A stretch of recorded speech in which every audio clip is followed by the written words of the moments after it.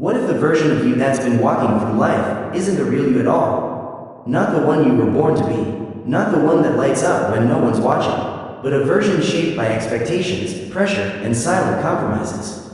You've felt it, haven't you? That strange disconnection, like you're moving through the world in shoes that don't quite fit anymore. You smile, perform, check the boxes, yet somewhere deep inside, something feels off. Well, maybe that's not a bad thing. Maybe it's the first sign that your soul is trying to get your attention. Let's pause for a moment and be honest with ourselves. There comes a point in everyone's journey where they stop looking into mirrors and start looking inward. A point where you realize, with clarity that's both painful and liberating, that the person you've been isn't the person you want to continue being. Not because that version of you was a failure. No, that version was a survivor, a product of what life demanded. It was necessary at the time. But now it feels like wearing a jacket that used to keep you warm, but is now too tight, too heavy, and no longer yours. And here's the truth we rarely say out loud: you've outgrown who you used to be. Not because you're broken, not because something's wrong with you, but because you are evolving. Because growth is uncomfortable, messy, and often begins with the quiet, private realization that you were meant for more. This isn't about chasing perfection or finally impressing everyone around you. It's not about earning approval or reinventing yourself into something artificial.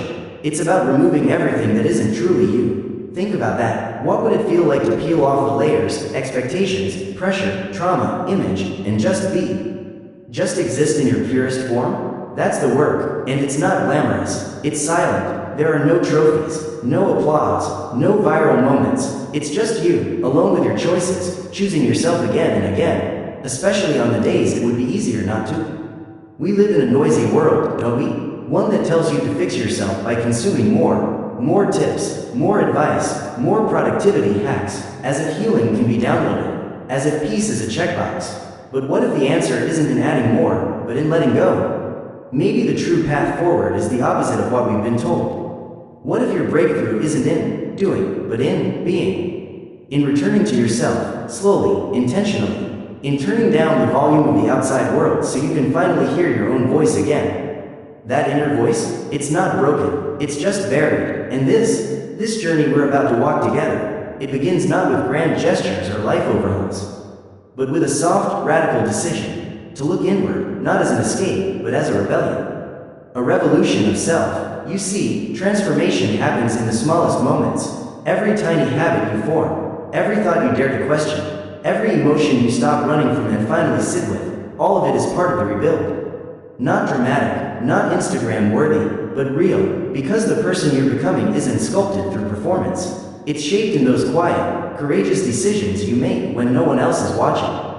That's what this episode is about. Not more noise, not more steps to check off, but a coming home, a return to self, a reclaiming of your energy, from people who drain you, from patterns that confine you, from problems that were never yours to carry. It's about stopping the endless running and choosing, instead, to rebuild. One breath, one habit, one boundary at a time. These 25 pillars we're about to explore, they're not just concepts, they're invitations to take your life back, not someday, but right now. Because here's what no one tells you: the new you you're searching for, it's not someone you need to create from scratch. It's someone you need to uncover. Someone already inside you, waiting to be remembered. And that remembering begins with passion. Rediscover your passions. Do you remember the last time your eyes lit up without permission? Maybe it was an idea that thrilled you, a place that called to you, a project you couldn't stop thinking about, a dream that felt electric, even if no one else got it. That spark, yes, that one, it didn't vanish. It was just buried under the weight of responsibilities, bills, expectations, and daily noise. Life got louder, urgencies took over, and somewhere along the way, you stopped asking what lit you up, and started asking what was acceptable, expected, adult. But here's the truth: passion isn't a luxury. It's your compass. It doesn't need to be logical. It doesn't need to pay your bills right away. It just needs to be honored. Passion isn't about childish fantasies. It's about aliveness, about that part of you that existed before the world told you who to be. This isn't about burning your life down to chase a wild dream. It's about turning your ear toward the whispers, the gentle nudges, the daydreams that sneak in when you're folding laundry or staring out the window. And most importantly, it's about permission. permission to explore again, to be curious, to be terrible at something new, to want more for yourself, even if no one else understands it yet. You don't need to flip your life upside down, but you do need to start listening to the thoughts that visit when the world goes quiet, to the moments where time disappears and you feel awake. 547. Cultivating self-awareness isn't a luxury. It's not a self-help trend. It's a revolutionary act, because you cannot rebuild your life if you're building it on a lie. You have to be willing to see what's actually there, without flinching, without sugarcoating, without looking away, and it starts, not with judgment, not with shame, but with gentle observation. You begin by simply noticing. Burnout doesn't happen from doing too much.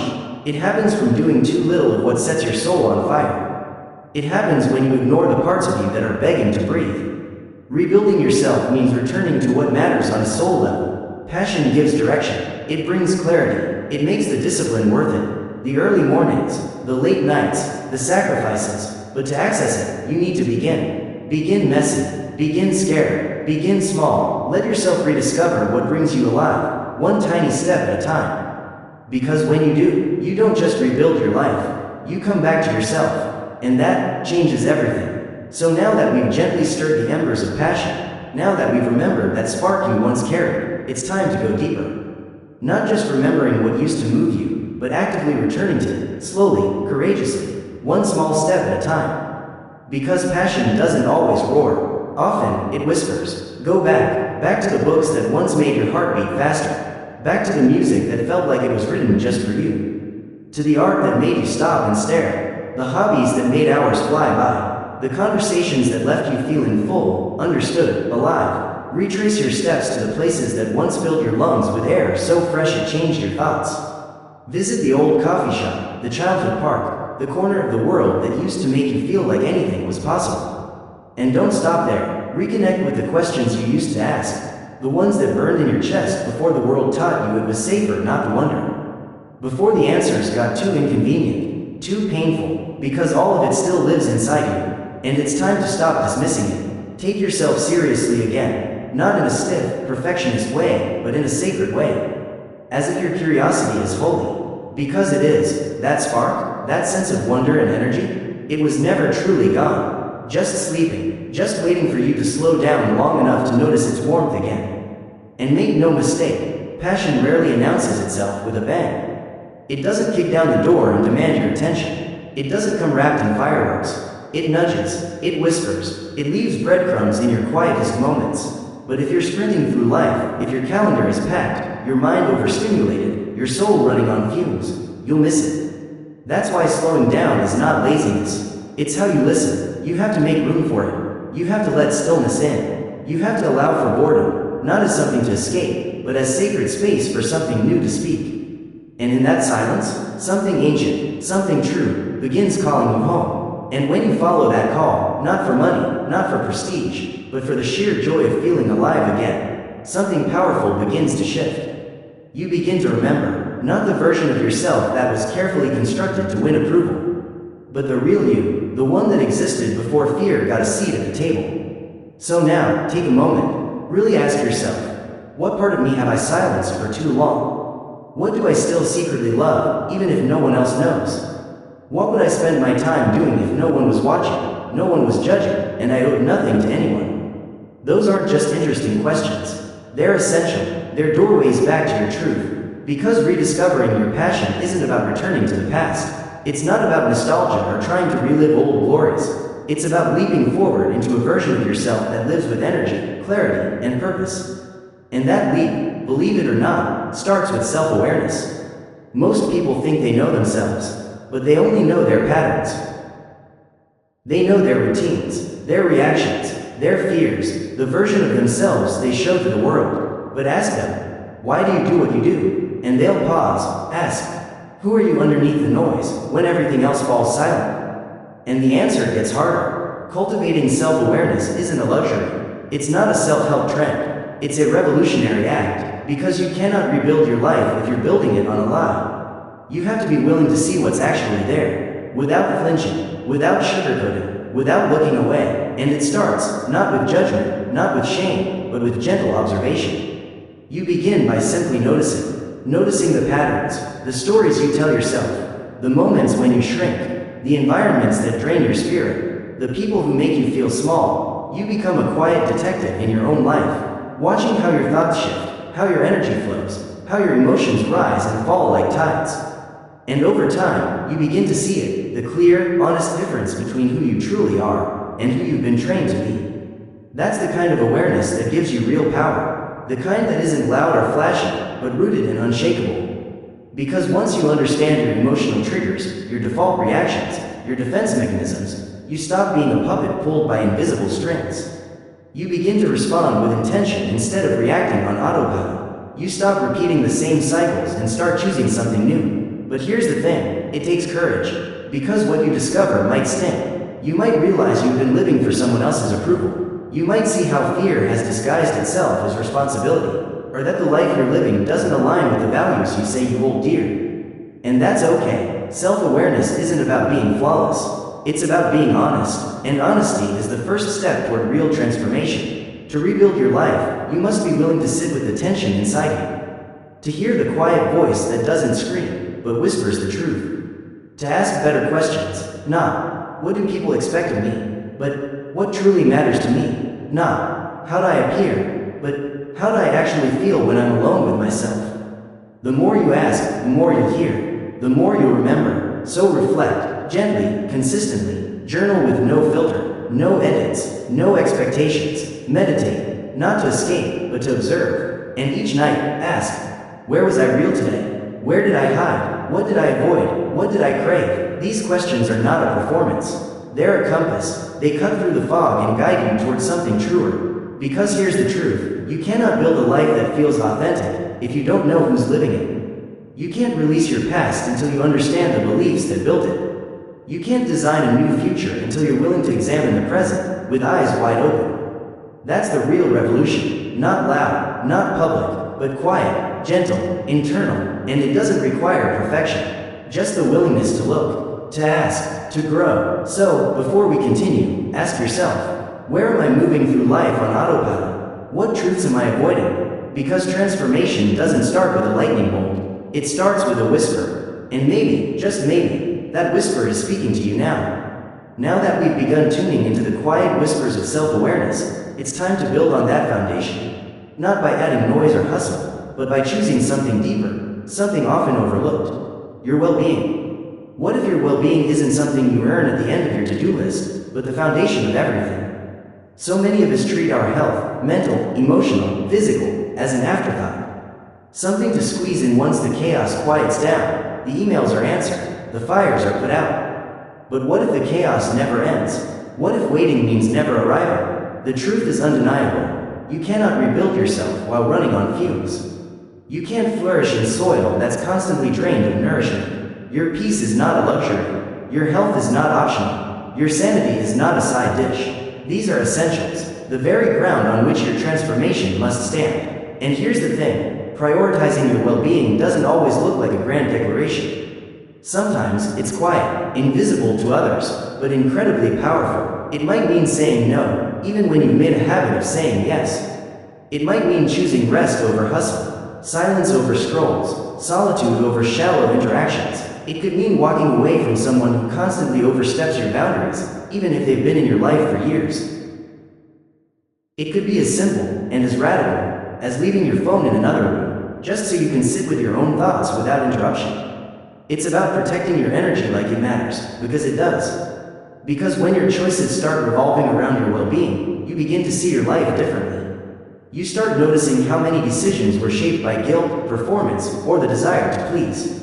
You begin to recognize something painful but liberating. You were taught to self-abandon, taught to silence your needs, suppress your pain, push through your exhaustion, and act like everything's fine. But once you decide to reclaim your inner peace, something shifts. You stop wearing your burnout like a badge. You stop tying your worth to your productivity.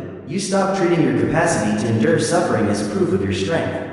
True well-being isn't found in trendy self-care checklists. It's found in alignment. Alignment means living a life that honors your truth. It's asking, does this choice bring me closer to joy or farther away from it?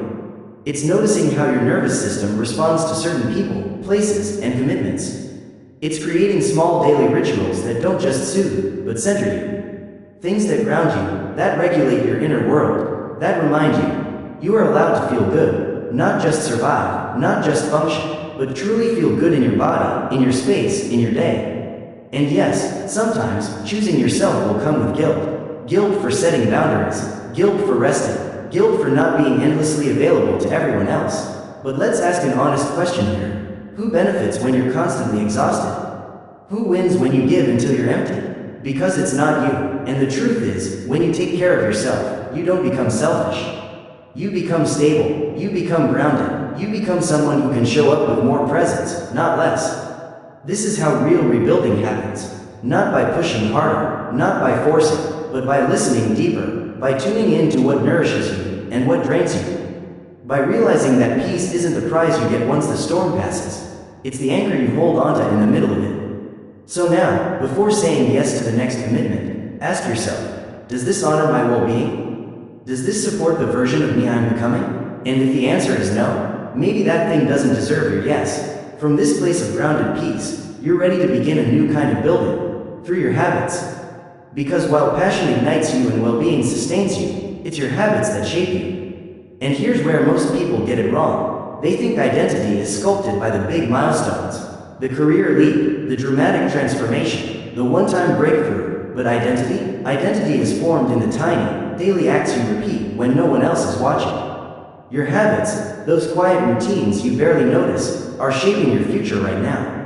They are either dragging you into old patterns or guiding you toward the future you desire. If you're serious about rebuilding yourself, it's time to stop hoping for change and start living like someone who's creating something sacred. Because habits are not neutral. They are either chains or tools. They will either hold you captive in an outdated version of yourself, or become the rituals that pull you forward into something wiser, calmer, stronger. And no, it's not about doing it all perfectly. Transformation isn't born from perfection. It's born from consistency, from showing up when it's inconvenient, from doing the thing even when you're tired, unmotivated, or unsure. That's when the shift happens.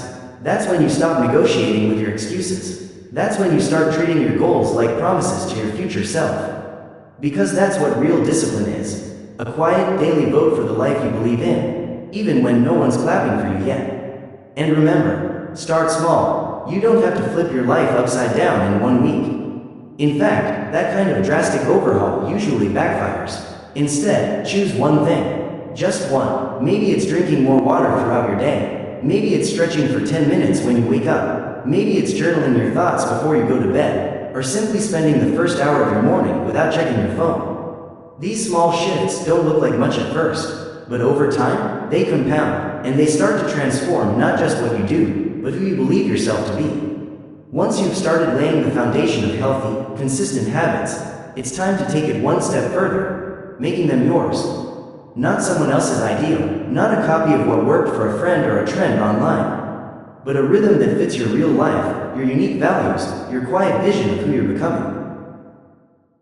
Pick something manageable, something that matters, something that feels like a promise to your future self, and make it non-negotiable. Don't wait for the perfect day. Don't wait until you're ready. You don't need to get it perfect. You just need to get it going. Because transformation doesn't come from fantasy, it's born from follow-through. Design habits that support the life you're building, not the one you're trying to recover from. Your old routines may have served the version of you that was surviving, but this new version? This version is creating, becoming, rising, and that version of you needs better systems. Ones that nourish, not drain. Routines that give you clarity, not chaos. Daily actions that reinforce your worth, not slowly erode it. And yes, there will be days when you slip. That's okay. When that happens, don't spiral into shame. Don't use it as a reason to quit. Use it as information. Pause, reflect, adjust, because habits aren't about being rigid. They're about rhythm, and rhythm, like music, sometimes stumbles. As long as it keeps going, it's still a song worth dancing to. So start noticing your rhythm. When do you feel most grounded? What meals leave you feeling strong and centered? What nighttime routine actually helps you sleep? Who brings out the best in you? Whose energy expands your spirit rather than shrinking it? Where does your creativity flow? These aren't accidents. They're clues from your own nervous system telling you what works. So follow them, build around them, Because here's the quiet truth most people overlook. A powerful, peaceful life is not through occasional breakthroughs. It's built through habitual follow-through. The daily choices you make when nobody is watching. And once you align those choices with your highest self, your growth stops being a struggle. It starts becoming inevitable. That's when transformation becomes your default. And as your habits align, something else begins to awaken. Your commitment to personal growth. Because growth isn't a destination. It's not a place you arrive at, suitcase in hand, everything figured out. It's a way of moving through the world. A choice to never settle just because something is familiar or comfortable. And that's the hard part, isn't it? Growth demands discomfort. It asks you to outgrow identities you've worn like armor. It dares you to question beliefs you once swallowed without hesitation. And most of all, it asks you to walk straight into the unknown. Not because you're fearless, but because your desire to evolve is finally stronger than your fear of change. That's what real transformation is. It's realizing the version of you you're becoming doesn't even exist yet. You're not just polishing what already is. You're building something entirely new. From the inside out, every time you take a risk, speak your truth, or set a boundary, you're sculpting a new identity. Every time you say no to something that used to define you, and yes to something that stretches you, you're becoming someone else. That process is sacred, and no, it won't always be forward motion. Growth isn't about constantly doing more. Sometimes growth looks like stillness, like reflection, like sitting with the quiet voice inside that whispers, "This isn't working anymore." It means paying attention to the cycles that keep repeating, noticing the emotional triggers that still trip you up, being willing to interrupt those patterns instead of just accepting them. Because here's the truth: what you tolerate, you teach, and what you don't repair, you will repeat. So embrace the stretch, learn to live in that awkward, in-between space, between who you were and who you're becoming. It's uncomfortable, but it's where transformation lives. And it's in that very space, the unknown, the undefined, that confidence is quietly born. Not the loud, flashy kind, but the steady kind, the kind that comes from trusting yourself enough to keep walking even when you can't see the destination. Surround yourself with people who support this version of you, not just the version you've been. Seek out those who challenge your blind spots, not criticize, but illuminate. Those who believe in your becoming, and aren't surprised by your growth, but expect it. Because growth isn't always visible. Sometimes it's choosing not to react, not to explain, not to shrink just to make others more comfortable. That is growth, too. Those quiet victories, they count, and they stack up. So make room in your life for new experiences. Read things that stretch your thinking. Explore ideas that challenge you. Create, even if the result isn't perfect. Speak, even if your voice shakes. The process of becoming will never be tidy. But it's in that mess, in the undone, uncertain space, that something bold begins to form. A self that is more honest, more free, more alive, and don't forget, growth doesn't mean you hate where you are. It simply means you believe in more, not just more for your life, but more from yourself, because the highest version of you, it's not hiding on a mountaintop or waiting in some distant future. It's already inside you, waiting for you to choose differently, to act with intention, to say, "I'm ready," not later, not tomorrow, but now. And if you truly want to become that version of yourself, you have to get clear on your values. Because values are not just slogans on the wall, they're the invisible architecture of your life. They guide how you make decisions, how you treat people, how you define success, how you respond when things get hard. Yet, many of us live disconnected from our core values. We inherit beliefs from our families, absorb messages from culture, chase goals that sound impressive, but don't feel aligned. That's not a life, that's a performance, and it's exhausting. And here's what happens when you live out of alignment for too long. Even if your life looks polished from the outside, even if you're checking all the right boxes, you still feel empty inside. Because deep down, something isn't clicking. That's what happens when you lose touch with your core values. So if you want to rebuild yourself from the ground up, you must begin with this fundamental step. Remembering what you actually stand for. Strip away the noise. Forget the titles, the accolades, the things that sound impressive on paper.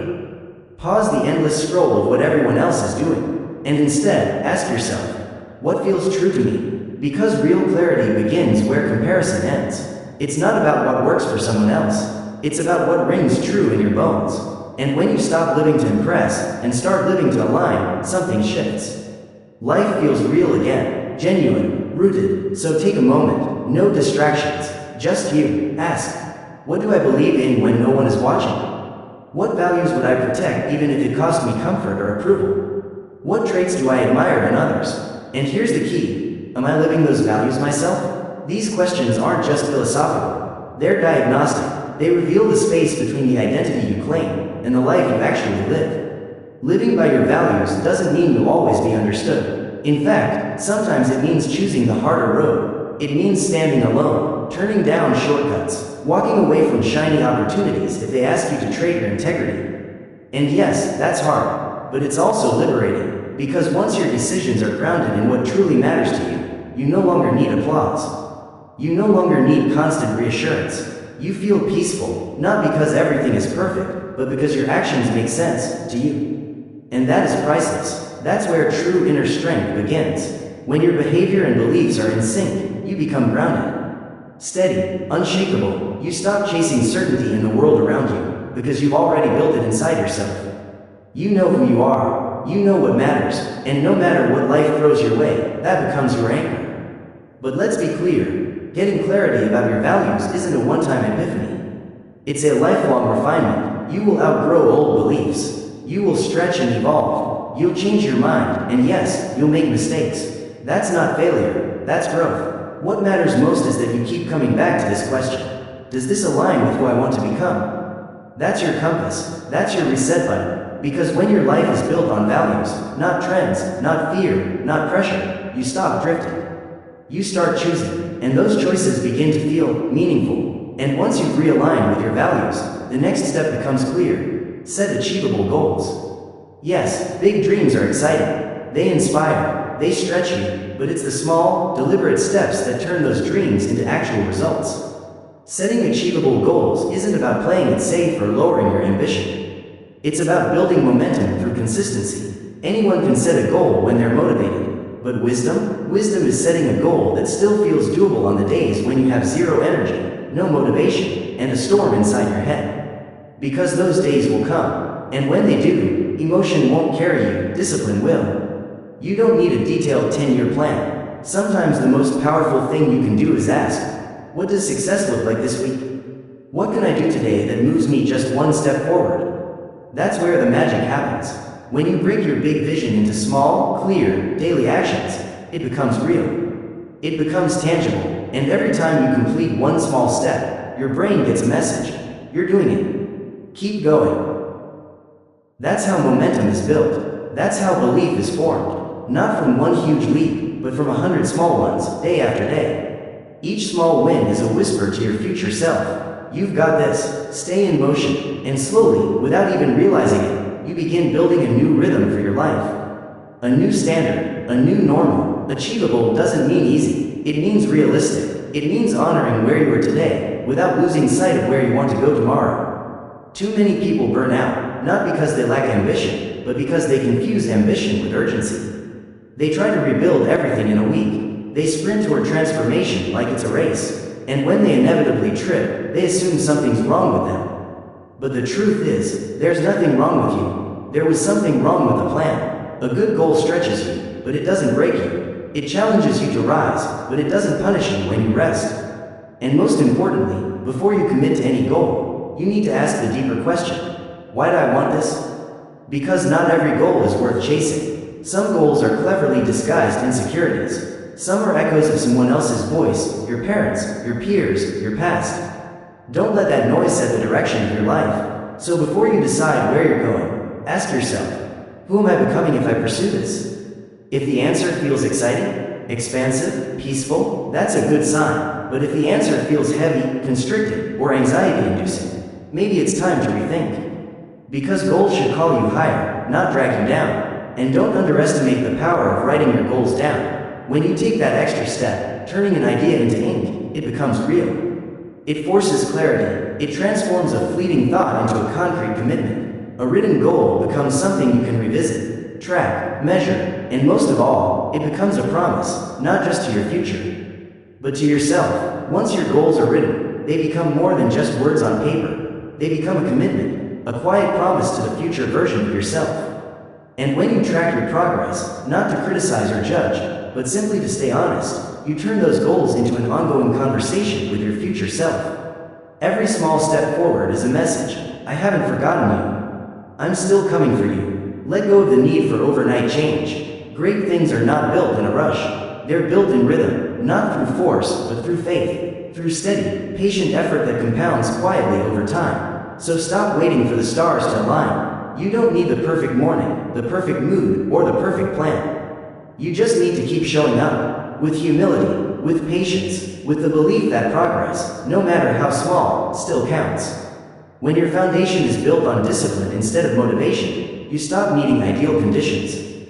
You become the condition. You stop waiting for the moment, and start becoming the one who creates it. And to keep showing up, day after day, you need to care for the one doing the building. Yet self-care is one of the most overlooked foundations in this journey. It's often treated as optional, as indulgent, as something we'll get to once everyone else's needs are handled. But here's the truth you've probably felt in your bones. Self-care is not selfish. It's not soft. It's not weakness. It's the discipline of honoring the engine that powers everything in your life, your mind, your body, your energy. No matter how bold your goals are, if you're constantly running on fumes, you won't make it far. Burnout doesn't care about your ambition. It doesn't care about your mission or how noble your intentions are. If you don't recharge, you break. So what does real self-care actually look like? It's not always luxurious baths or spa days, though those are great if they help. More often, it's boundaries. It's saying no, even when it's uncomfortable. It's choosing to walk outside instead of scrolling your life away. It's pausing to feel your emotions, rather than numbing them. Real self-care isn't about pampering. It's about parenting yourself. It's about checking in and asking, what do I actually need right now? And here's the hard part, giving it to yourself without guilt. You wouldn't let your phone battery die every day without plugging it in. So why do we let our own batteries drain to 1% day after day? You matter more than your deadlines. Your peace matters more than people's opinions. Your healing is more powerful than any illusion of busyness. We've been taught to chase performance, to measure our worth by our productivity, to feel guilty for resting, to feel guilty for slowing down. But let me be clear, a life constantly teetering on the edge of depletion is not success. It's survival, and survival is not the goal. Flourishing is. So start where you are. Self-care doesn't have to be elaborate. It just needs to be intentional. A few minutes of quiet in the morning, just to breathe. Choosing food that energizes you, not just fills you. Moving your body not to punish it, but to honor it. Turning off your phone at night to give your nervous system the silence it craves. These are not luxuries, they're lifelines. They're sacred acts of alignment. 30 to 58, it means you choose yourself, even when it's hard. And once you do, something beautiful happens. You create space, not just physical space, but energetic space. Space for new connections, real connections, ones that don't just keep you company, but fuel your becoming. And meaningful relationships require one more thing: vulnerability. Don't forget, self-care isn't just physical, it's emotional hygiene. It's taking time to process your thoughts instead of letting them spiral. It's giving yourself permission to feel, to forgive, to release. It's saying, my past mattered, but I matter more, because you're not a machine. You're not a productivity tool. You're a human being, and you deserve care, not just when you're falling apart, but every single day before that point. And yes, some people might try to guilt you for choosing yourself. Let that be your clue. You need better people. The right people won't shame your healing. They'll celebrate it. They'll understand that when you take care of yourself, you show up more whole, more grounded, more generous. When you're rested, you listen better. When you're centered, you love deeper. When you're whole, you stop asking others to fix you. That's the gift. So make self-care a daily ritual, not a reward, a requirement. It's not a break from responsibility. It's what enables you to carry it well. It's how you protect the version of you you're rebuilding. Because even the strongest structure will collapse under neglect. Let your self-care be your quiet rebellion. In a world that profits from your exhaustion, choose peace. And above all, remember, taking care of yourself is not a reward you earn after you've done enough. It's a requirement. It's a sacred responsibility. And from this well of restored energy, you're ready to take the next step. Foster meaningful relationships, because the people you let into your life, they shape it more than you realize. They influence your energy, your mindset, your sense of what's possible. And if you're rebuilding yourself, you must also rebuild your ecosystem. Relationships are more than emotional connections. They're living, breathing ecosystems. They either nourish your evolution or slowly poison the ground beneath it.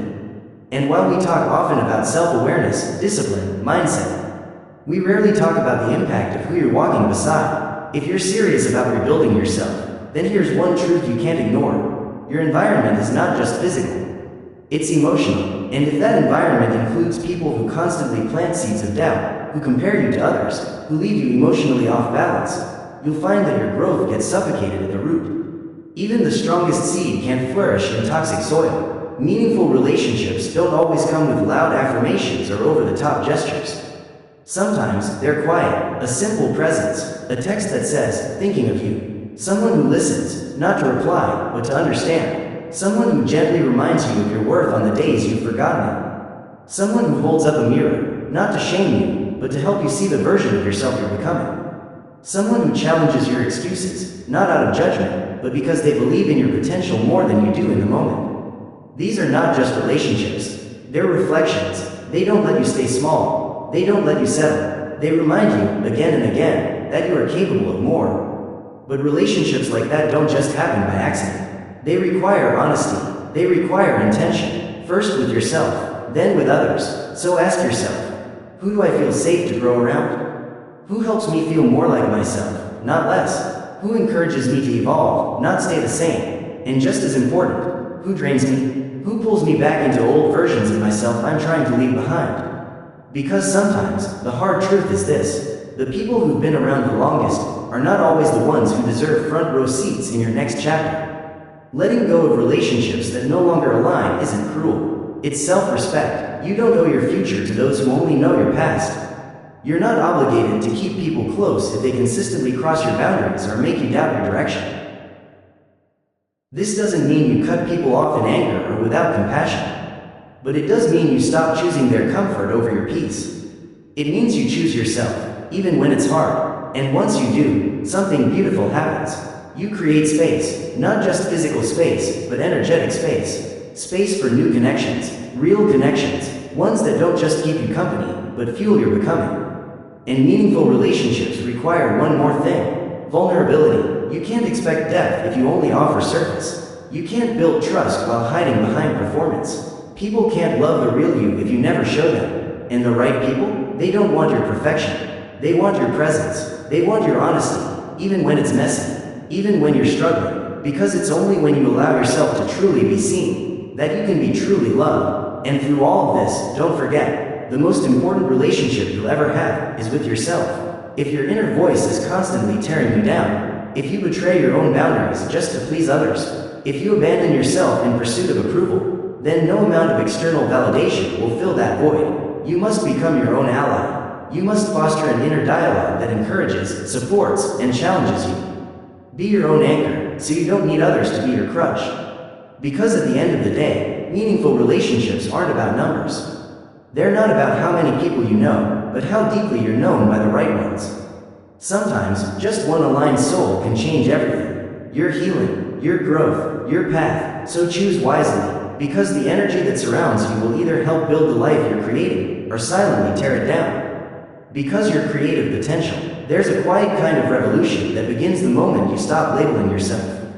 I'm not creative, I'm not talented, that's just not who I am. These sound harmless, but they're declarations, invisible fences, and they bury something sacred beneath layers of doubt. The truth? Creativity is not a luxury reserved for the chosen few. It's not about being an artist, a poet, a designer. It's a part of being human. Every single one of us has access to it. And unlocking your creative potential isn't about becoming someone new. It's about remembering a part of yourself you buried long ago. It's already in you, waiting. You don't have to paint like Van Gogh or write like Maya Angelou to be creative. Creativity lives in how you solve problems, in how you decorate your home, in how you dress, cook, dance, express your emotions, even how you organize your time or respond to the unexpected. Those are creative acts. Creativity is less about talent and more about perspective. It's about seeing not just what is, but what could be. And once you open yourself to that way of seeing, everything shifts. You notice new solutions, new paths, new versions of you. So ask yourself, when was the last time I made something? Not for applause, not for results, but for the joy of it. When did you last create without fear of judgment? without wondering if it was good enough, without overthinking every line, every word, every move. Rebuilding yourself means giving yourself that permission again, to be messy, to explore, to experiment, to play, because that's how children learn. That's how the greatest thinkers innovate. That's how your own spirit begins to awaken, after years of being buried under routine, responsibility, and the myth of perfection. Creativity isn't just expression, it's medicine. It plays a powerful role in mental and emotional health. When your inner world is crowded with anxiety, pressure, or unspoken pain, creative acts can become your release valve. They turn chaos into meaning. They give shape to emotions that words can't quite reach. Whether it's scribbling your thoughts in a journal, sketching a fleeting memory, dancing through waves of sadness, or singing softly when no one's listening, creativity becomes a silent therapy. A sacred conversation between you and your soul. And perhaps most importantly, creativity reconnects you to yourself. Because in a world constantly telling you how to look, how to think, how to produce, creativity dares to ask, but what do you feel? What do you see? What do you want to say, even if no one applauds it? It returns agency to your voice. It places you, not your output, back in the driver's seat of your own inner world. And from that space, you're not just rebuilding yourself. You're reinventing how you experience your life. You're choosing to be an active participant rather than a passive product. And here's the good news. You don't need expensive tools or a perfect space to begin. You only need one thing, the courage to begin anyway. Take out your phone and capture something that catches your eye. Open a blank page and write one honest sentence. Doodle in the margins while you wait in line. Follow that creative nudge, even if it's small. Especially if it's small, you don't have to impress anyone. You just have to be real.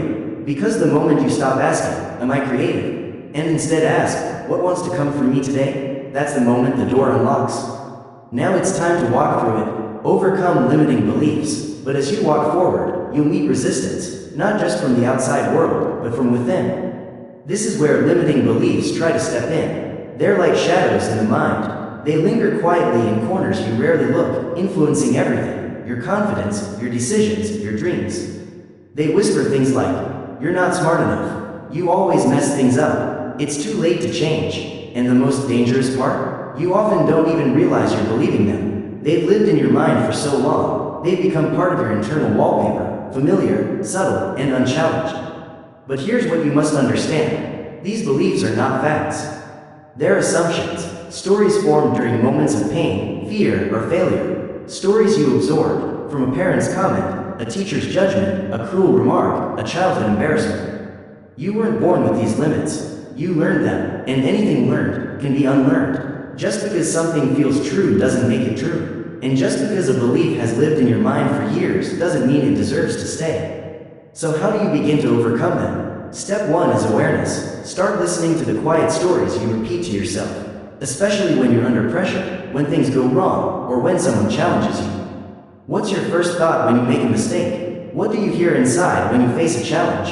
What voice shows up when someone criticizes you? Those automatic thoughts are clues. Don't ignore them. Write them down. No filters, no editing, just honesty.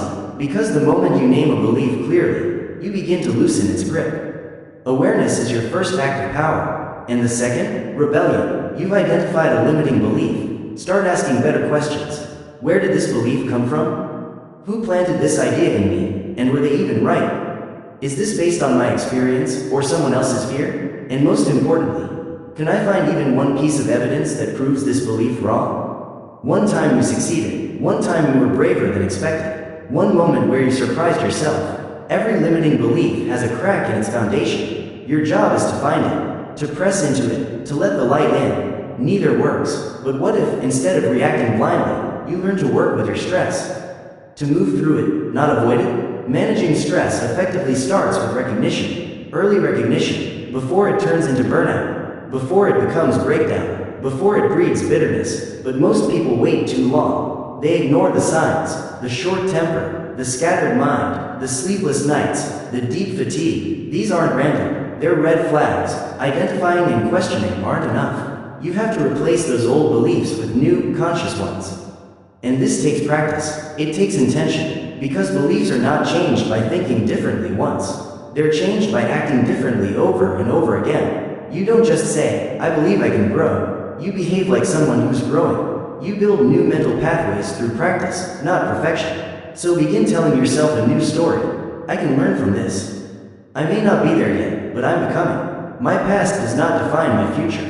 These aren't just cute affirmations. They are declarations of freedom. Each one chips away at the invisible wall that's kept you stuck for years.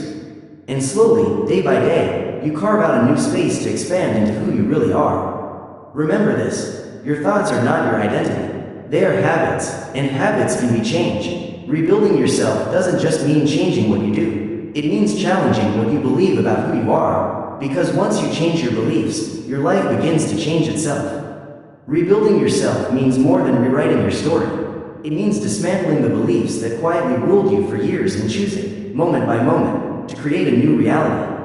But you can't do that if stress is running the show. Manage stress effectively. Neither works. But what if, instead of reacting blindly, you learn to work with your stress?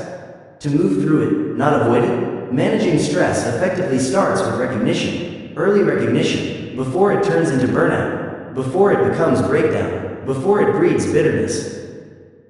But most people wait too long. They ignore the signs, the short temper, the scattered mind, the sleepless nights, the deep fatigue. These aren't random, they're red flags. If you treat them like background noise, you'll crash, again and again. So start tuning in. Make it a habit to check in with yourself every day. Ask, where is my energy today? What's weighing on me? What can I release right now? Sometimes awareness alone softens the edge of stress more than you'd expect. You're aware, the next essential step is boundaries. That means learning to say no with clarity and without guilt. You can't say yes to everything and still expect to have peace. Every yes is a transaction, time, energy, presence. If you give it away freely, you'll be stretched thin until you've got nothing left. Learn to say no kindly, but firmly, when something threatens your well-being or distracts you from your priorities. Protecting your peace isn't rude, it's responsible, but boundaries alone aren't enough. You also need release valves, intentional practices that help stress move through you, rather than build up inside. For some, it's movement, walking, stretching, lifting, running. For others, it's stillness, journaling, meditating, sitting in silence. There's no right way, only your way. What matters is that you do something to calm your nervous system regularly, especially on the days you don't feel like it, because those are the days you need it most. Then there's the mental side of stress, the kind that comes from overthinking, perfectionism, or trying to control things you simply can't.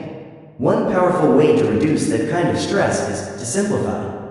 Ask yourself, what actually needs my attention today? What truly matters tomorrow? What am I carrying that was never mine to hold in the first place?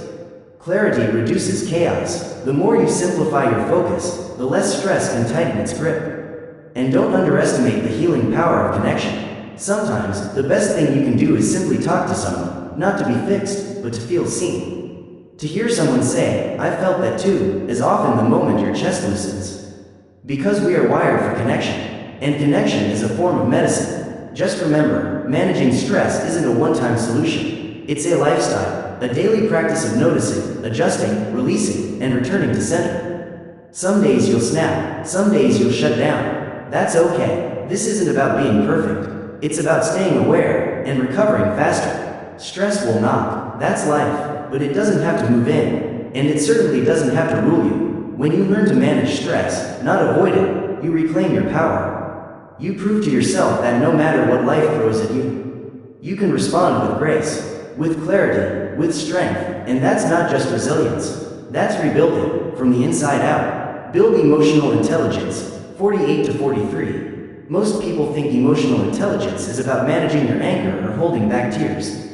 But it's so much more than that. It's about self-mastery. It's the ability to name what you feel without shame, to sit with your discomfort without letting it take the wheel, to respond to life in alignment with who you want to be, not who you become when you're triggered or tired. Emotional intelligence doesn't silence your feelings. It teaches you to understand them. And inside that understanding, that's where your real power lives. To build emotional intelligence, you must begin with curiosity, not criticism. Start by noticing your emotional patterns. And when something upsets you, don't push it away. Pause and ask, what exactly am I feeling right now? Is it anger, or is it sadness underneath? Is it fear, or is it grief dressed up in urgency? Most of us were never taught to name the subtle shades of what we feel. So when shame shows up disguised as pride, when hurt hides behind anger, when fear masks itself as control, we lash out, or shut down, or pretend nothing's wrong at all. But here's the truth: the more accurately you can name what you feel, the more clearly you can respond. Emotions aren't enemies, they're messengers, signals from within, whispers of truth you've been trained to ignore. And naming them, that's the first step to decoding the message. But that's just the beginning. Once you've identified what you feel, the next challenge is pausing. That's where growth either happens or slips through your fingers. When someone disrespects you, when life disappoints you, when anger bubbles up, ready to explode, that pause between feeling and reacting, it's everything. It's the sacred space where you get to choose maturity over impulse, wisdom over ego, self-leadership over self-sabotage. You won't always get it right, none of us do. But even 1 second of pause can shift the trajectory of a moment, a relationship, a life. That pause is where your power lives. And then there's empathy, the often forgotten cornerstone of emotional intelligence. If you truly want to rebuild yourself, you can't stop at understanding your own emotions. You must also learn to understand the emotional world of others. Empathy doesn't mean excusing bad behavior. It doesn't mean letting people walk all over you. What it means is recognizing that most people aren't trying to hurt you. They're acting from their own wounds, their own fears, their own unresolved stories. When you can see pain behind anger, insecurity behind arrogance, you begin to protect yourself without taking it personally. That's emotional freedom. But let's not sugarcoat it. This isn't easy. Emotional intelligence requires emotional courage. It's not easy to say, I'm reacting from fear. I feel vulnerable right now. Especially when you were raised to hide that kind of truth, to power through, to stay tough, to keep your walls high. But real strength isn't found in bottling everything up. It's found in facing your emotions without being consumed by them. Courage isn't emotional avoidance, it's emotional clarity, paired with calm, intentional action. And here's the quiet truth most people miss. Your future, this version of you you're working so hard to become, it depends on this skill. Because the more emotionally intelligent you are, the less you'll sabotage your progress, the less you'll push away the people who actually care, the less you'll ruin your peace over things you were never meant to control. Emotional intelligence doesn't make life easier. It makes you stronger. It allows you to stand in the storm, without letting the storm live inside you. So if you want to rebuild your life from the inside out, start here. Look inward. Be honest about what you're feeling, and respond with presence instead of panic. Mastering your emotions doesn't mean you won't feel them. It means they won't rule you. And in that mastery, you'll uncover a strength far deeper than force. A strength that is quiet, centered, unshakable, the kind of strength that no one, not a person, not a circumstance, not a storm, can take away. Celebrate small victories. Now let's talk about something that almost everyone overlooks on the journey of transformation. The small wins, the quiet ones, the ones no one claps for, the ones that don't go viral, don't get posted, don't earn praise, and yet, they are everything. If you don't learn to celebrate your small victories, you'll burn out chasing big ones. Because rebuilding yourself isn't always about massive leaps. More often, it's about the soft, brave choices you make in the dark, when no one is watching. It's about the day you get out of bed even when depression says, stay down. The moment you say, no, when your past self would have said, yes. The hour you spend learning instead of scrolling. The 5 minutes you sit in silence instead of escaping into noise. These are not small, they are monumental. But the danger? When you measure your progress only by what others can see. Because if you rely on applause to stay motivated, you'll quit the moment the cheering stops, and it will stop. Growth is often invisible before it becomes undeniable. That means you must become your own witness, your own cheerleader, your own reminder. Every time you choose the better habit, every time you resist the familiar trigger, every time you act like the future version of yourself instead of the past one, you are winning. And those small wins, they compound, they build momentum, they rewrite identity. One clean meal turns into a week of sustained energy. One hard conversation opens a breakthrough in a relationship you thought was stuck. One honest journal entry reconnects you to a purpose you almost forgot you had. But if you don't pause to notice, to honor those moments, to say, hey, that mattered, you'll miss how far you've come. And here's the painful irony. You might still feel behind, even when you're actually ahead. Why? Because the milestones didn't look like what you pictured in your head. You expected fireworks, what you got was a quiet shift. You expected applause, what you got was a moment of peace. But hear this clearly, that still counts. Celebrating progress doesn't have to be dramatic. It can be as simple as writing it down, taking a deep breath, saying, that was hard, and I did it anyway. Give yourself credit for the things no one else sees. Because if you don't, you'll keep chasing validation that may never come. And worse, you'll never feel good enough, even when you're doing everything right.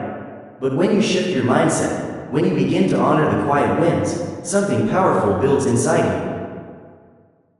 Self-respect, not the kind that comes from compliments, not the kind that depends on metrics or approval, but the kind that whispers in your soul, I showed up for myself today.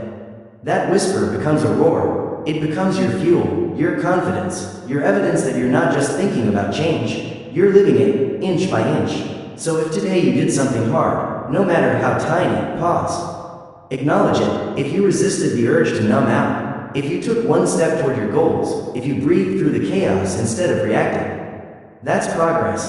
Don't wait for permission to feel proud. Give it to yourself now. Because every step matters. Every time you choose yourself over your old patterns, you are rebuilding, and that deserves to be seen. Embrace lifelong learning. Now let's talk about a trait that quietly separates those who grow from those who stay stuck. The willingness to keep learning, not just when it's convenient, not just when life forces you to, but every single day, because the truth is, you're not a finished product, and you never will be. But that's not a flaw, that's your greatest advantage. The moment you believe you've figured it all out is the moment you stop evolving. Lifelong learning isn't about hoarding degrees or reading 100 books a year. It's a mindset, a posture, a quiet, humble curiosity that constantly asks, what else can I discover? About yourself, about others, about life, about what's possible, because growth doesn't happen at a destination. It happens in motion. The most fulfilled people you'll ever meet aren't the ones with the answers.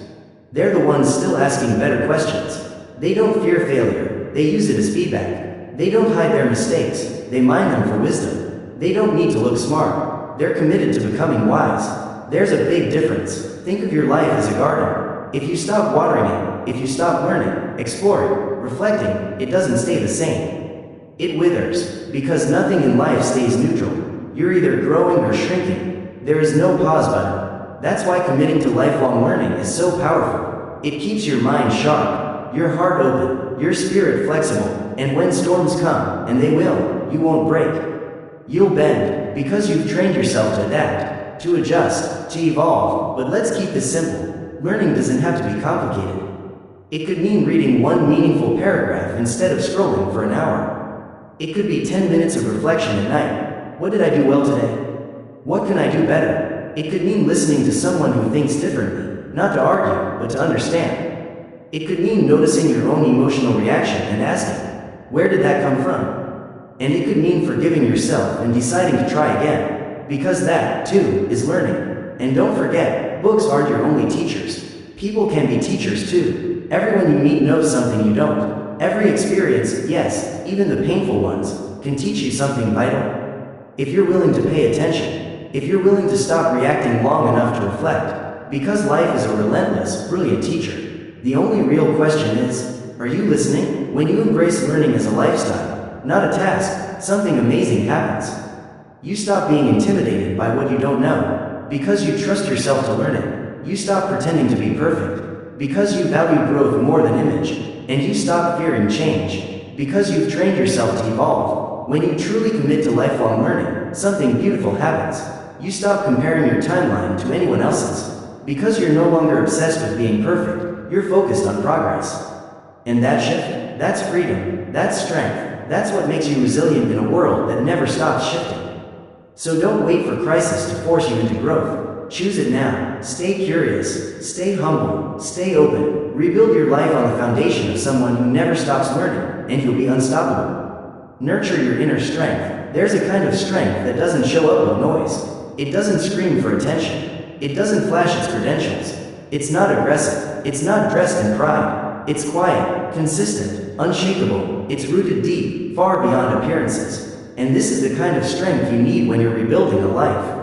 Not the kind of strength that lifts weights or commands a room, but the kind that lifts you when no one else sees you. The kind that shows up when everything hurts. when quitting feels easier than trying again. Inner strength isn't found in the absence of pain. It's found in your willingness to meet pain, not with panic, but with clarity, resolve, and discipline.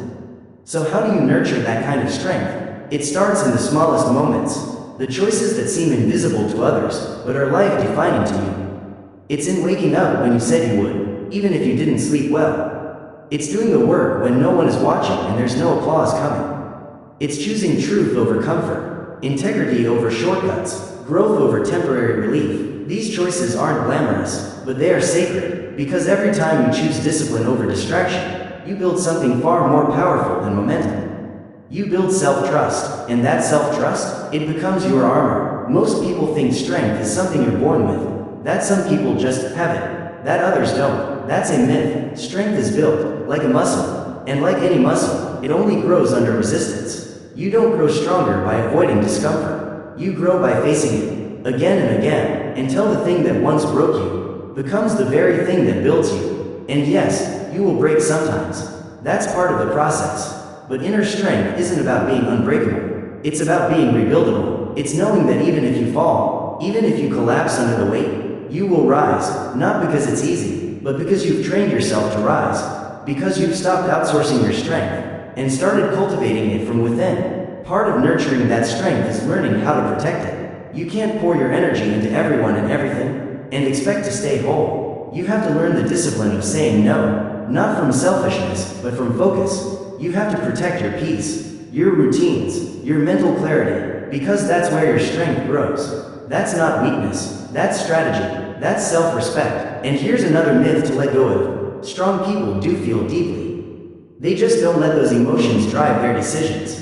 They process, they reflect, and then they act, not from chaos, but from clarity. And you have that ability too. It's not reserved for a lucky few. It lives inside you, waiting to be chosen, cultivated, and lived. And more often than not, the strongest people look the most ordinary. They don't need to dominate the room. They've mastered the art of silence. They don't need the spotlight. They've made peace with themselves in the dark. They don't need to be validated by the world. They've already validated themselves. 1 hour, 4 minutes, and 17 seconds. And living well means knowing when to work and when to walk away. Start by creating boundaries, not walls to keep people out, but bridges to bring yourself back to wholeness. Boundaries are how you protect your time, your focus, your sanity. And they're not just for others. They're for you, too. You nurture your inner strength. You stop being reactive. You stop being shaken by every comment, rejection, or delay. You learn to pause, to breathe, to stand your ground, not with aggression, but with grace. And that changes everything. You become the eye of the storm, the calm in the chaos, the person others quietly admire, not for what you have, but for what you carry inside. So ask yourself, what am I doing each day to strengthen my inner world? What habits are feeding my courage, my resilience, my self-trust? And more importantly, what needs to change, not tomorrow, but today? Because peace doesn't come from escaping life. It comes from becoming strong enough to stand fully inside it. Improve work-life balance. Let's be honest, there's a silent epidemic we've normalized for far too long. The slow, creeping erosion of life by work. It starts small, a skipped lunch here, a late night there, one weekend just catching up. But before you know it, your calendar is full, but your soul is empty. But your joy is gone. You're achieving more than ever, but feeling less. Let's be real. Work-life balance isn't a luxury.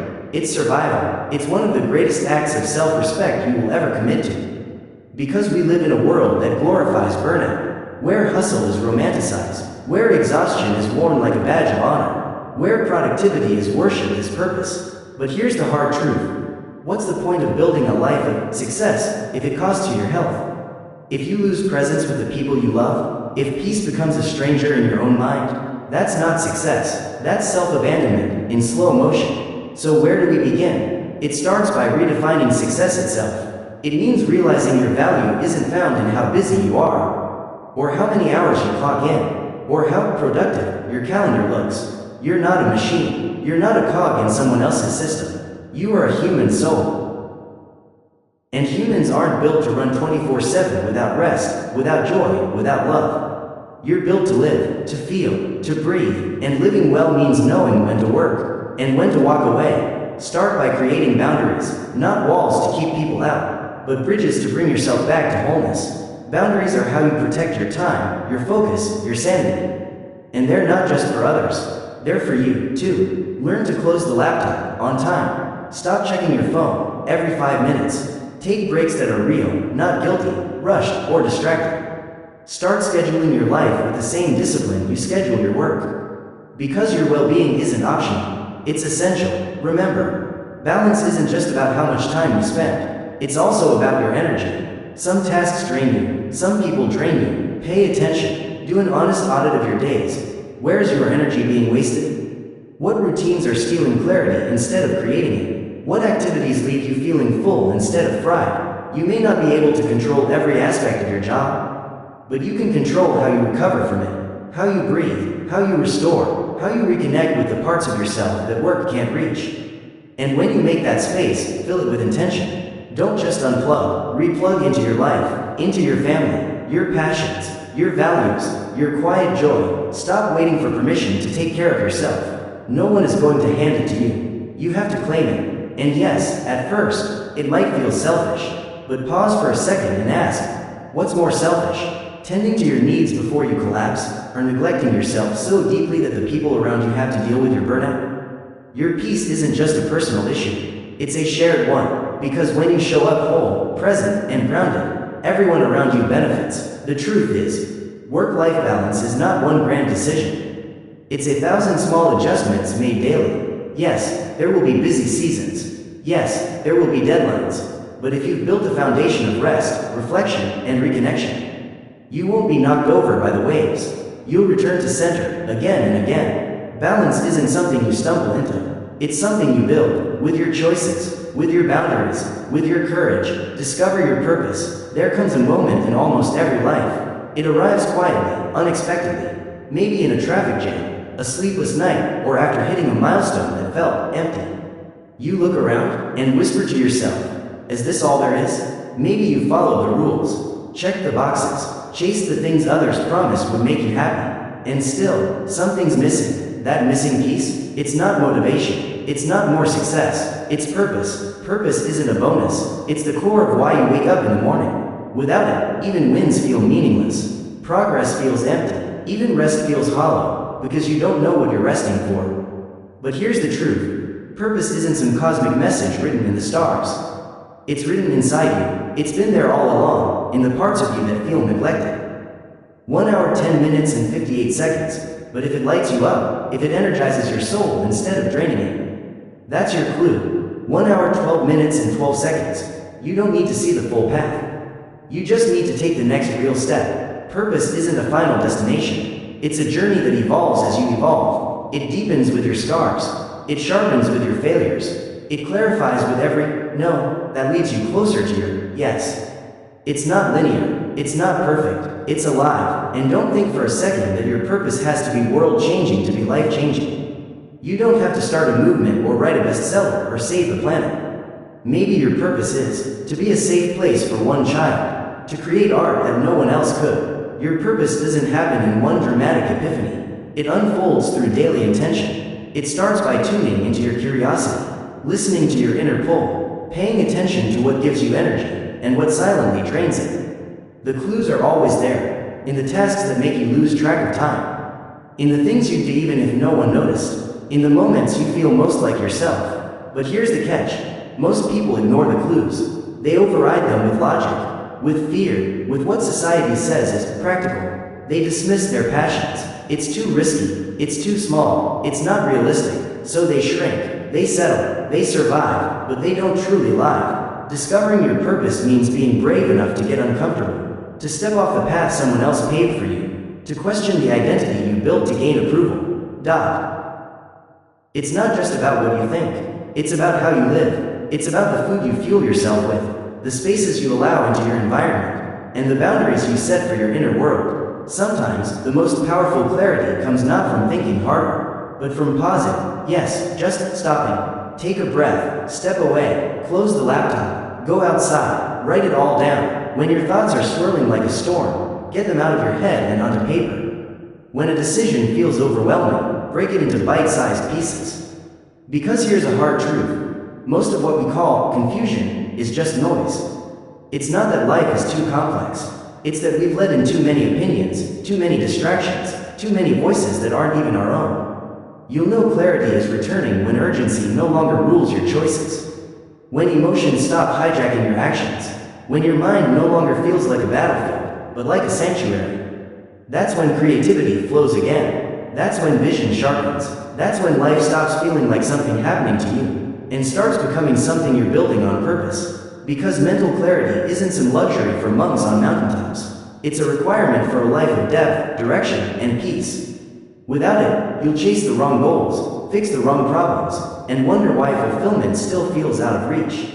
But when your mind is clear, your decisions become deliberate, your energy becomes directed, and your future becomes yours to shape. Develop resilient strategies. Life has a brutal habit of breaking your plans without asking first. It doesn't check your schedule before it brings loss, heartbreak, setbacks, or delay. And that's why resilience isn't optional. It's not a nice to have. It's a survival skill. The people who keep rising, they're not always the strongest, not always the smartest. They're the ones with a system, with internal tools, with mental frameworks that kick in when everything else breaks down. Resilience isn't denial. It's not pretending you're okay when you're bleeding. It's having a process, a practice that lets you feel the pain, but not become it. It lets you move forward through it. We've been taught resilience looks like toughing it out, grinding, white-knuckling, but that's not wisdom. True resilience is intelligent. It's knowing when to push and when to pause, when to pivot, when to let go. It doesn't mean ignoring the storm. It means learning how to dance in the rain without drowning in it. And it starts with this shift. Stop taking every struggle personally. Setbacks are not cosmic attacks. They're not evidence that you're on the wrong path. They're just terrain, normal, predictable, inevitable. When you remove the emotional fog from the moment, what's left is clarity. And clarity leads to strategy. Prepare before the storm. Don't wait until you're broken to build a recovery plan. Build routines now that protect your mindset. Morning rituals, journaling, walking in nature, stillness, conversations that matter. These are not luxuries. They're your anchors. So when the world shakes, you don't collapse. You reset, you refocus, you rise. And here's an overlooked superpower of resilience: flexibility. The strongest trees aren't the stiff ones. They're the ones that bend in the wind without snapping. You don't need your plan to go perfectly. You just need your values to stay steady, no matter what path you end up on. Let go of rigid timelines. Detach your identity from one outcome.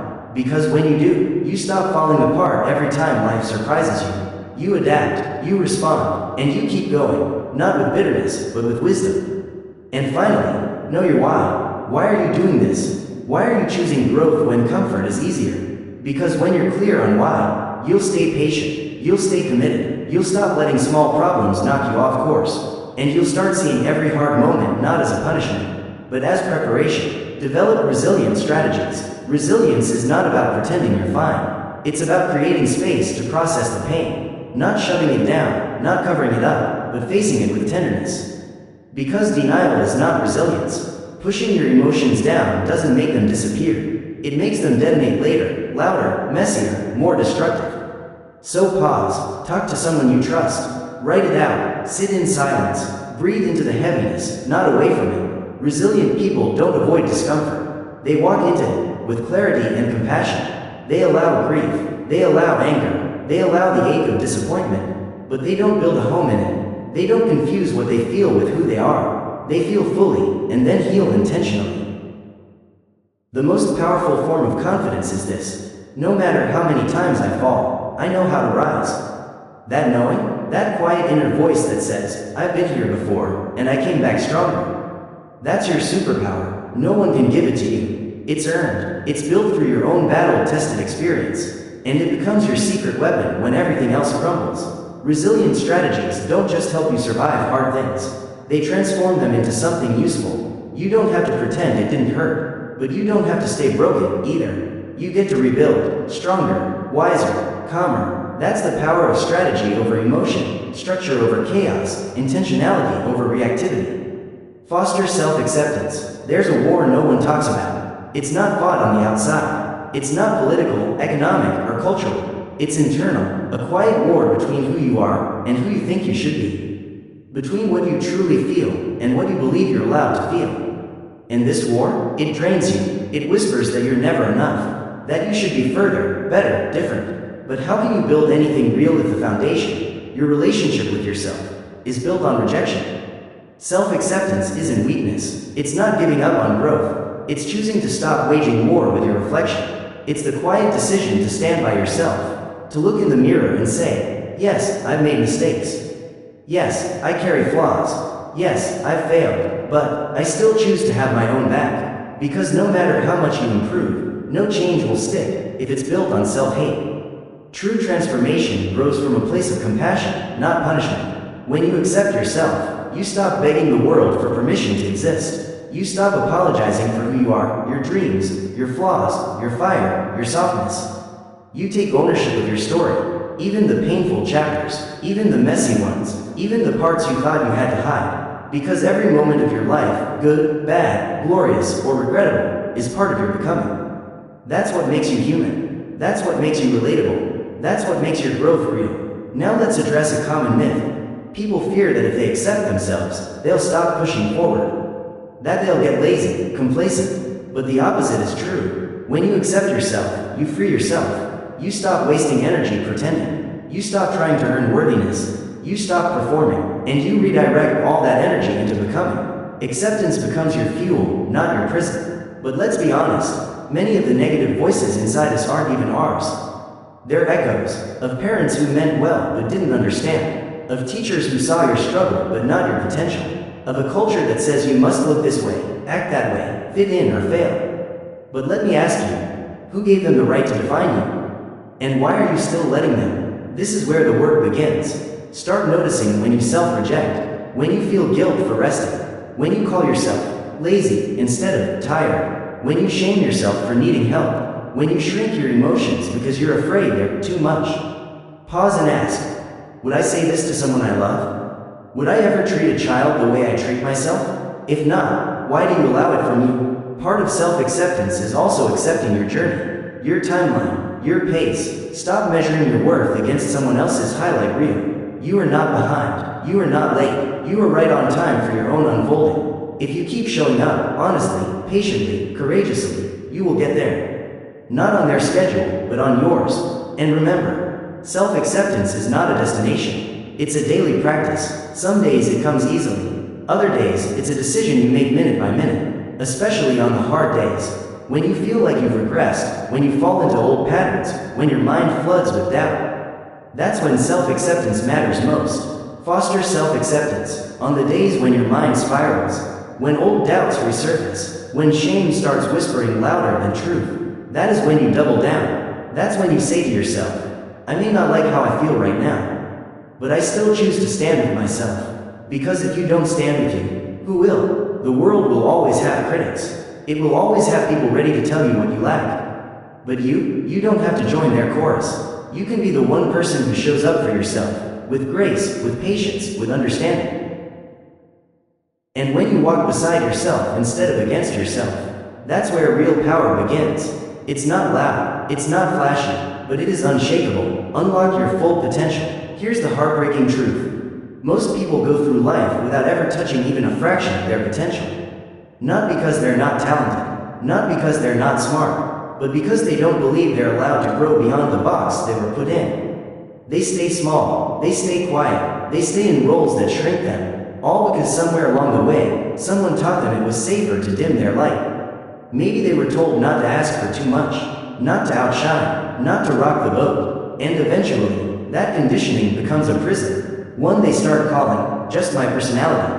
But don't believe it, your potential is not fixed. It is alive, dynamic, ever expanding. Every time you challenge the part of yourself that says, this is all I am, you grow. You don't unlock your greatness by waiting to feel ready. You unlock it by acting, even when you feel afraid. By saying yes to growth, especially when it's uncomfortable. Discomfort isn't a red flag. It's a green light, a sign that you're walking into new territory. There is no magic moment, no overnight success, no one big break. The people who seem lucky, they made hundreds of small, courageous decisions. When no one was watching, they practiced in silence. They kept showing up. They didn't stop when it got hard. They kept going until their excellence demanded to be seen.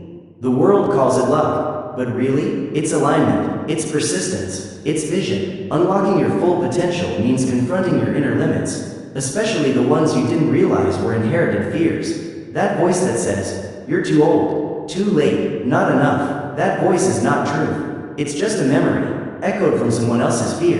But every time you defy that voice, even just a little, you weaken it, and you begin writing a new story. A story where you are the author, not the echo.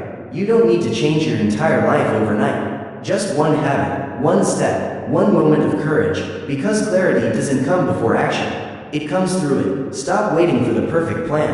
You don't need certainty. You need a decision. A decision to stop shrinking. A decision to stop settling. A decision to rise. And don't confuse hiding with humility. Humility doesn't mean shrinking your light. It means shining it without arrogance, knowing it's not just about you. It's about what you can give, what you can build, what you can inspire. The world doesn't need more people playing small. It needs you, fully alive, fully lit up, fully engaged in the possibility of who you can become. Your potential is not about doing more. It's about living in alignment. So ask yourself, are you living based on fear or based on truth? Because the moment you stop outsourcing direction and start listening to your inner compass, that's when the shift happens. And here's the final truth. Unlocking your full potential is not a one-time event. It's a lifestyle. It's a daily vow to yourself that you will no longer play small just to make others comfortable. Yes, you'll feel resistance. Yes, you'll question yourself. But if you keep choosing growth day after day, you won't just unlock your potential. You will live it. Gratitude is a quiet superpower. It has the ability to turn lack into abundance, to turn pain into wisdom, to turn the ordinary into something sacred. And the most beautiful part? Gratitude is always available. You don't need a perfect life to be grateful. You don't have to wait for everything to finally go your way before you say, thank you.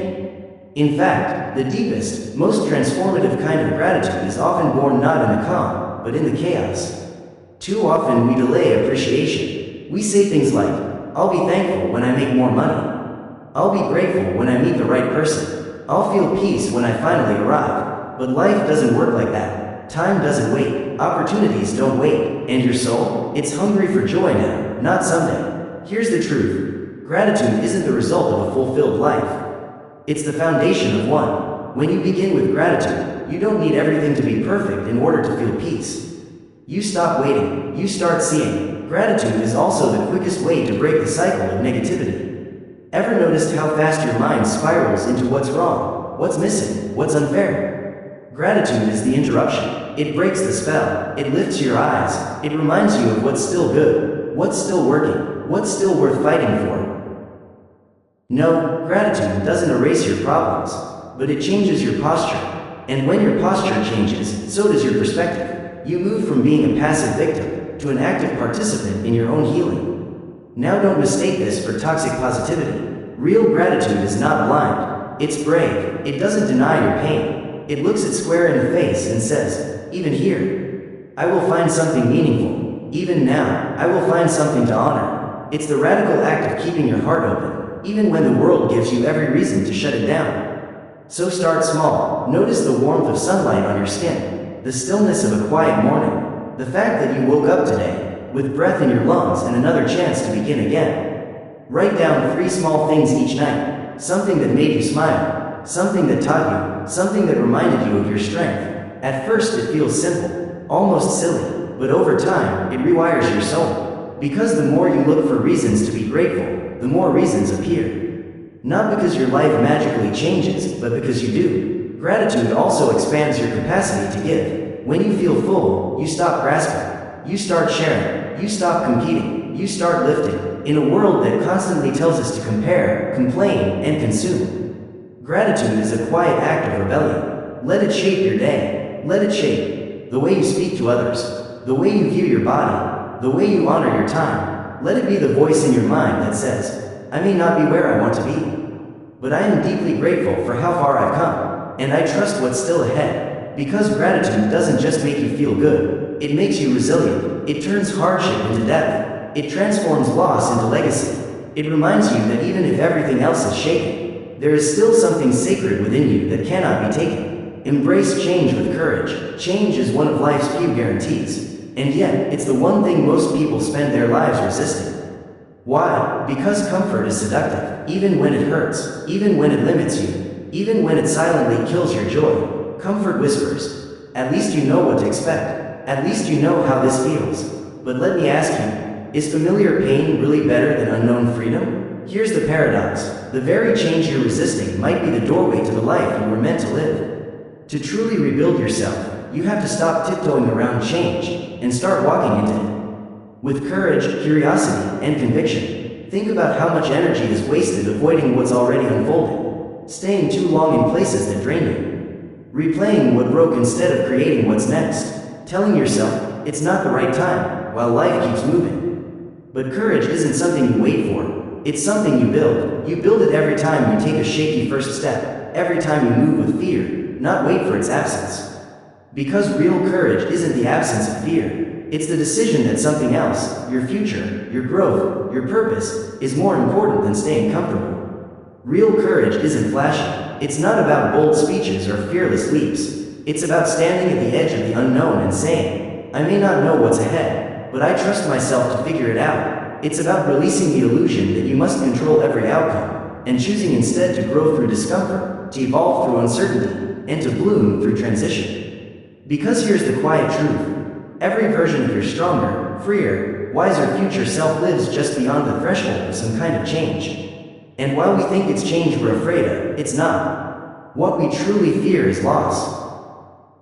The loss of identity, the loss of routine, the loss of certainty, the fear of no longer being who we've always been. But what if you reframe that? What if change wasn't about losing something? What if it was making space for something better? What if letting go of who you're not anymore is actually the beginning of finally becoming who you truly are? You've survived change before, haven't you? Think back. There were days you thought would break you, but you adapted, you restructured, you endured, you grew. That's proof that you already carry the tools for transformation. The more you say yes to change with courage, the more you remember, your resilience isn't something external. It's already within you. It's there when you switch up a routine. It's there when you say no to what drains you. It's there in the tiniest moments of bravery, because courage doesn't wait for big moments. It's built in the small ones. The truth is, you don't need to have it all figured out to begin. You just need to be willing to show up, willing to grow, willing to try and try again. Courage isn't loud. Sometimes it's a whisper that says, keep going. It's showing up when your mind says give up. It's walking forward when your heart is unsure. It's trusting the process even when results haven't shown up yet. So let change come. Let it rearrange your comfort zones. Let it burn away what no longer serves you. Let it reveal the depth of strength that was always within you. Because change doesn't just challenge you. It clarifies you. It sharpens you. It frees you. And in embracing it, you stop being a prisoner of your past, and you begin shaping your life with purpose.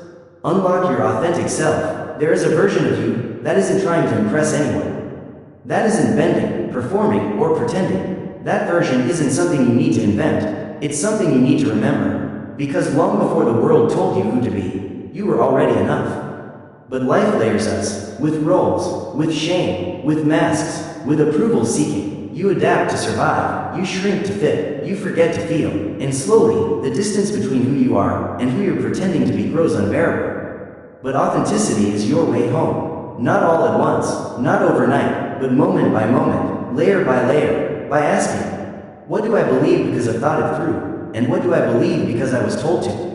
What brings me joy? Not likes, not praise, not applause, but real joy. Who am I when no one is watching, when the world is silent, and it's just me in the mirror? The answers may not come fast. They may whisper. They may show up in breakdowns, in solitude, in the sacred moment when you finally say no to what's fake and yes to what feels right. Authenticity isn't rebellion. It's alignment. It's the peace of knowing your thoughts, your words, and your actions are finally speaking the same language.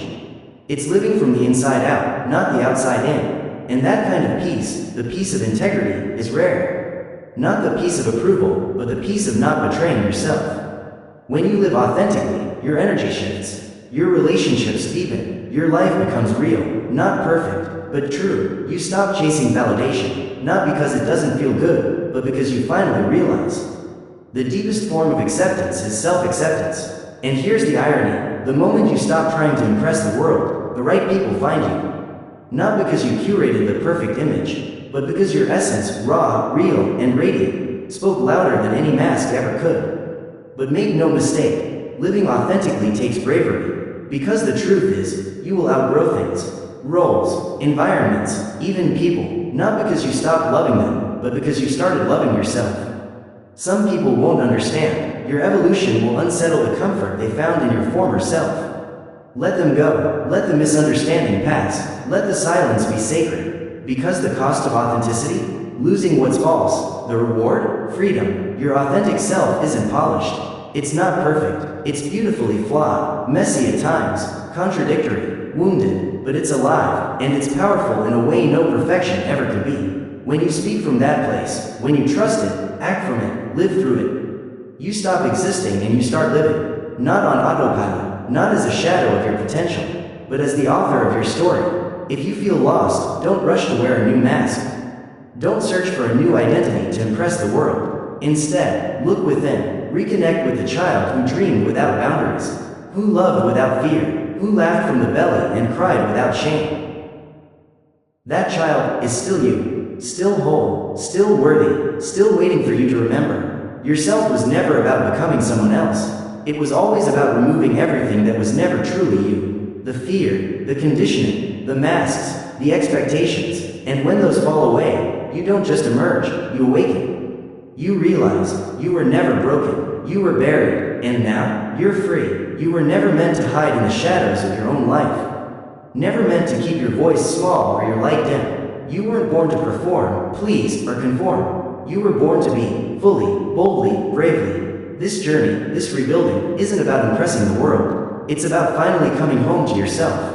And that begins with one decision. The decision to stop drifting, to stop doubting, to stop waiting for permission. Because the version of you you've been waiting for is already inside you. Yes, the path will be hard. Some days will feel heavy. You'll want to quit, but every small step you take back to yourself is a revolution. One that whispers, I will no longer abandon myself to be accepted. I will no longer shrink just to keep others comfortable. This is your quiet uprising. This is your becoming. Your soul, not just your schedule. You're not just rebuilding habits. You're rebuilding your self-respect. You're not just becoming more productive. You're reclaiming your peace. You're not just optimizing routines. You're rebuilding your soul. So let today be different. Let it be the day you choose. Presence over performance. Depth over distraction. Purpose over people pleasing. 1 hour 47 minutes and 45 seconds. That child is still you. Still whole. Still worthy. Still waiting for you to remember. 1 hour 46 minutes and 8 seconds. Rebuilding yourself was never about becoming someone else. It was always about removing everything that was never truly you. The fear, the conditioning, the masks, the expectations, and when those fall away, you don't just emerge, you awaken. You realize, you were never broken, you were buried, and now, you're free. 1 hour 46 minutes and 32 seconds. You were never meant to hide in the shadows of your own life.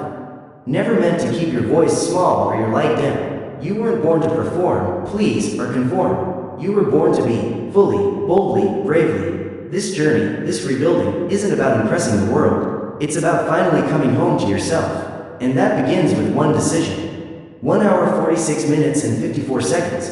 The decision to stop drifting. To stop doubting. To stop waiting for permission. Because the version of you you've been waiting for is already inside you.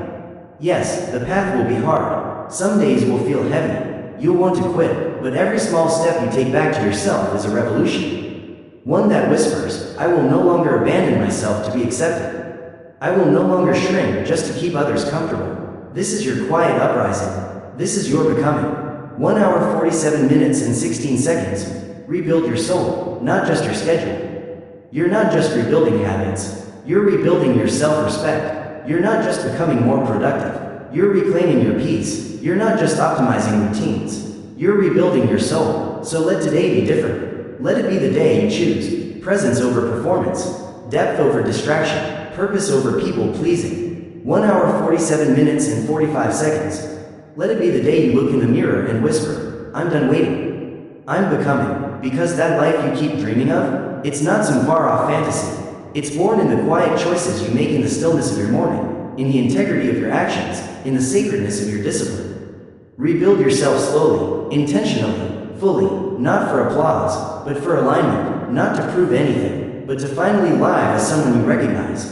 Because you deserve a life that feels like yours, not borrowed, not copied, not filtered, but true and free. Final call to action.